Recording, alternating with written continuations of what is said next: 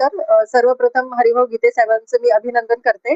आताच कुशिरे साहेबांनी सांगितलं त्याप्रमाणे आता मे एंडला जो शासनाचा जी-आर आलेला होता, की नवीन आकृतीबंध जाहीर झालेला आहे आणि त्याच्यानुसार रिशफलिंग झालेलं आहे ऑफिसचं आणि मराठवाड्यासाठी स्पेशल एक मुख्य अभियंत्याचं ऑफिस त्याच्यामध्ये प्रस्तावित होतं आणि हरिभाऊ गीते साहेबांनी त्यांची त्या ठिकाणी नेमणूक झालेली आहे आणि त्यांनी अतिशय म्हणजे पहिला नंबर मिळवला त्याच्यामध्ये. फटाफट त्यांनी जागा घेऊन आणि ऑफिस इमिजिएटली त्यांनी सुरू केलं. तर त्यांचं मी अभिनंदन करते आणि त्यांना त्यांच्या पुढील कार्यासाठी मी शुभेच्छा देते. All the best. थँक्यू.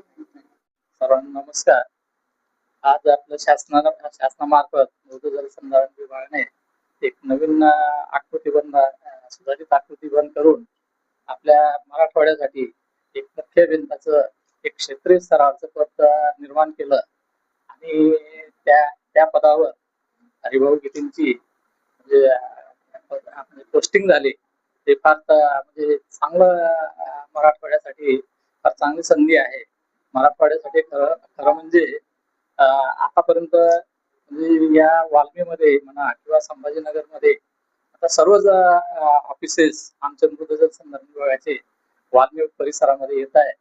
जसं की आता आपलं वाल्मीचं हे अगोदर होतच, कुशिरे साहेबांचं महासंचालक म्हणून आहेतच, नंतर आपलं आयुक्त मॅडम आहेत, तसंच आमचं महामंडळ आहे ते सुद्धा कदाचित पुढे आम्ही वाल्मी परिसरात आणणार आहोत. आणि आमचे जेवढे पण काही इतर ऑफिसेस आहेत, ECA ऑफिस असेल किंवा कार्यकारी अभियंत्यांचं ऑफिस असेल जे क्षेत्रीय स्तरावरचं काम करतं, तर ते या परिसरात आल्यानंतर एक चांगलं म्हणजे मराठवाड्यासाठी एक चांगली मोठी विकासात्मक संधी निर्माण झालेली आहे आणि ती खरोखर म्हणजे मराठवाड्यासाठी फार घोषणाव आहे.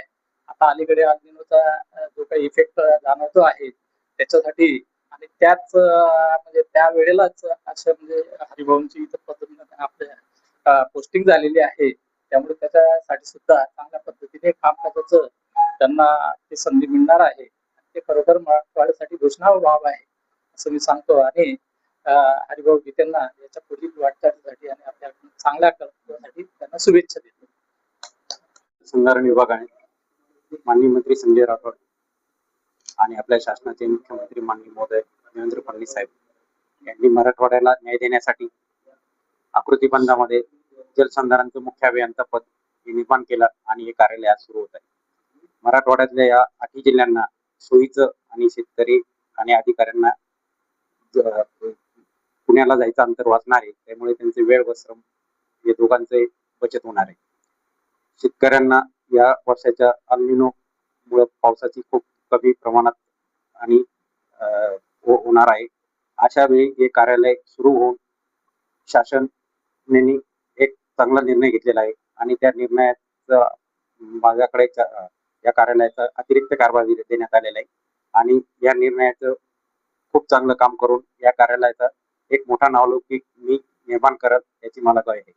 या कार्यालयासाठी माननीय आयुक्त मॅडम यांनी मला मनुष्यबळ उपलब्ध करून दिलं आणि माननीय कुशिरे साहेब यांनी या कार्यालयाला जागा उपलब्ध करून दिलं.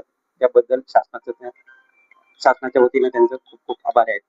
आणि आज आपण सगळे पत्रकार मित्र सर्व माझे अधिकारी यांनी या कार्यालयात येऊन उद्घाटन केलं त्याबद्दल मी त्यांचं खूप आभारी आहे आणि साजेसा आणि नावलौकिक कार्यालय हे पुढील 1 वर्षात होईल याची मला ग्वाही आहे आणि यासाठी आपल्या सगळ्यांचं सहकार्य मला मिळालेच याबद्दल मी खात्री देतो. कार्यपद्धती कशी राहते? या शासनाच्या जलसंधारण महामंडळाच्या सर्व योजना, शासनाच्या सर्व योजना, केंद्र शासनाच्या सर्व योजना या संभाजीनगर विभागातील 8 जिल्हे आणि नाशिक विभागातील 5 जिल्हे असा 13 जिल्ह्याचा हा कारभार इथून चालणार आहे. सर्व तांत्रिक जो कारभार आहे इथून चालणार आहे आणि तो कारभार गतीने होण्यासाठी आम्ही पूर्णपणे प्रयत्नशील राहू.